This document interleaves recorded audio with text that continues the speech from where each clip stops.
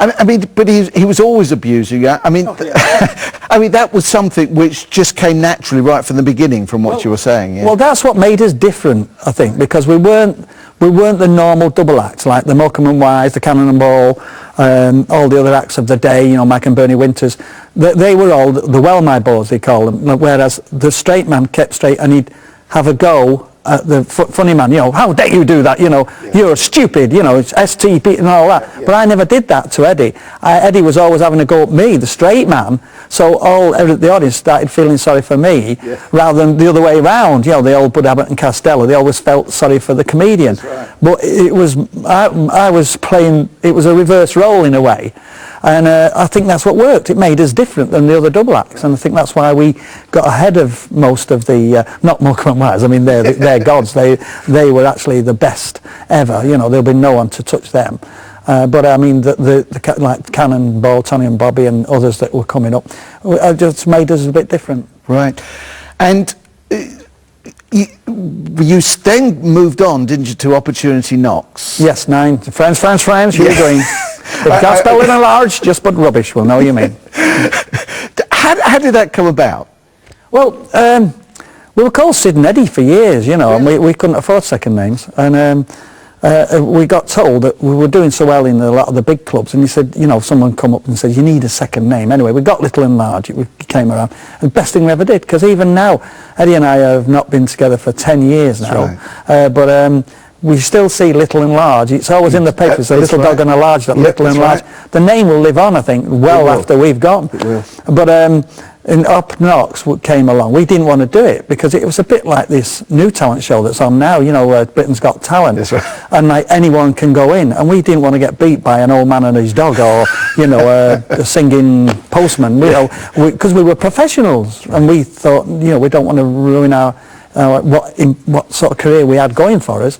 And then we were reluctant to go on it till eventually we had a manager who really pushed and pushed and pushed, and we said okay. So we went on it and we won it, and that was 1971. But it was still hard slog. But in this business, it's not what you know, it's who you know. And Royston Mail, the producer of Up Knocks, he was our guru, if you like. He was the one that pushed us forward and got us on David Nixon's. Do you remember David Nixon? And we were on little slots on him and little like seaside specials and things like that. And so our career started to blossom, and then 76 we got our first chance to do a pilot show for Thames Television. It went well, and they gave us a series, which was, funny enough, replacing Opportunity Knocks on a Monday night between 7:15 and 7:30. You still remember it well? Oh, I do, yeah, because we went from nowhere to 13 in the TV ratings. And that for an unknown act was unbelievable. Did this bring about many changes, I mean, in your life at that point? I mean, as fame came along, did you feel you changed, or were you able to cope with it? I don't think, at first it was a bit of a novelty, you see, because when you got people asking for your autographs, you know, what do you want my autograph for? You know, you don't want me, who am I? You know, but me and Eddie have always been our feet on the ground. We've never flown off, as it were. We've always been, and funny enough, getting back to my Christianity, I remember in '74 we went down to London to do the Palladium, and with Sir Cliff. Sir Cliff Ritchie was topping the bill. And Cliff was one of those guys, and that's when my Christianity came back, because I started to wonder how he's so calm, Cliff. And me and Eddie were just like this, we're sat in the audience, you know, and watching him do his rehearsal. And everything was going wrong. The lights were all wrong, you know, the sound was doing a Norman call, Nicholas, you know. And he said, excuse me, the lights are different colours, you know, and all this. And we thought, why didn't he get mad? You know, get mad, Cliff, you know, blaspheme, swear. And he wouldn't. And getting to know him over the 6 weeks we were down there with him, you know, this inner calmness, I thought, I want some of that. And then we used to do the seaside specials, I tell you, and we met Roy Castle, and Roy was another one, he's a true Christian, and he had this inner calmness, and eventually my Christianity started to come back to me, and that's when I started, in the 70s, that's when I started to be a believer again. So, I mean, you always managed to cope with fame. It didn't really change. I mean, you meet other people that completely changed their lives, but for you, that wasn't an issue. No. I've never seen myself in where we've been. You know, looking back now, and I think, wow, you know, we have done it all. We've been there, done it, as they say. You know, got the T-shirt. But and I don't regret anything. Right. Oh, you know, because if you're the higher you go, you've got to come down. You can't stay up there forever. No one can, you know. That's right. But I'm happy. Like I say, I've gone full circle with Eddie's illness, of course. Right. I'm back doing solo. I've been on my own for the last 10 years, and it's great because I get to sing the song all the way through without him butting in. Nobody else comes along and butts in. No, that's great. Yeah. So. And so I've gone full circle, and I'm so pleased because people keep saying, you know, when are you going to retire? I says, well, I'll retire when the phone stops ringing. Right. So I'm happy with life. Yeah. Before you came back to Christianity, you had some pretty difficult times, especially in your family life, and that. Yeah. How did you cope with things without a faith at that point of time? Well, luckily, I think that's why the Lord. Oh, there's a fly here. Yeah, I know. Luckily, that my faith actually came to help me. That it was my faith that came before my personal life started to go all wrong. And that's why it was as if the good Lord was you know, gearing me up for something that was going to happen. I didn't know, but in hindsight I can say, wow, that's why my faith came back, to help me through these difficult times. Right. And that's what it was. And that was 1995. And I lost my son Paul to drugs. He was 27. He overdosed in Bangkok.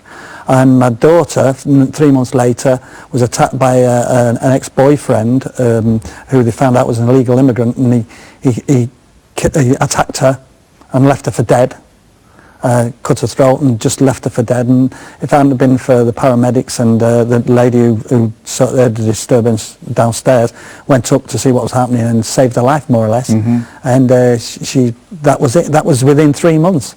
And that, if I hadn't have had my Christianity, my faith, I could have ended up on drugs, alcohol, or even took myself, because it was hard. I mean, whoa, my faith was tested, especially with Donna, my daughter. I mean, Paul, if you believe in God, you've got to believe in the devil, and drugs that's a bad scene.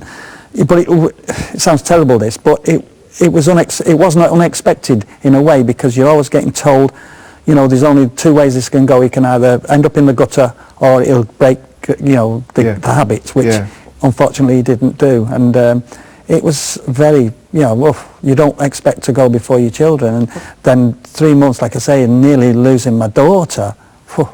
So they were both there within 3 months of each other? Within 3 months. I buried my son in February, and Donna was attacked in the June, March, April, May, June. 4 months, So what came back to you at that point in time was what you had heard originally in Sunday school. So what had gone on there really came back and was foundational in your life then? Oh yeah, well, I think it was more, I got involved in a church called St Matthias in Torquay in the 80s, before Dominic was born. That's my son, you know, from his second marriage. And it was a very calming time, and I was, because I'd been christened as a child, and yet I had never been confirmed, and I was confirmed at 50 years of age. Yeah, so that's 15 years ago, so I'm 65 now, folks. And got me bus pass, got me bus pass, and my train pass, And it was a great time down there, and that sort of gave me, whereas, you know, like you just said, the kids is Sunday school, so you're only learning about Jesus. You're not learning faith. You're not learning reality of faith, you know, having faith in the Lord. And that's when it all came to me, you know. That's when I started to get a true faith, if you like. And then it came when Bobby Ball, bless him, he was a Christian at the time, a born again, if you like, and we had Chris. That's when Chris Gidney came into my life in the early 90s. Yeah, we're going to be talking to Chris. It was him that actually got us to. He used to come travel around the country to summer seasons and pantomimes, and he was a travelling vicar in a way, although he wasn't ordained, but he'd come, and if you want to say prayers, he'd say prayers with you. If you wanted Bible reading, and he came up to do a Bible reading with Bobby Ball in his dressing room, and he asked us over, so there was a few of us over there, comics and that. There was me, Bobby Ball, Jimmy Cricket, a few others, and we're in Bobby's dressing room, and he was asking, he had the Bible on, and he was asking, he was sort of like, right, let's have this Bible reading. It was asking the Lord for forgiveness. Right. And I turned to Bobby and I said, I've never asked the Lord for forgiveness. He says, well, go on, ask him. I says, well, what, in front of all these hard-nosed comics? No way. You know, I said, come on, you know, come on. So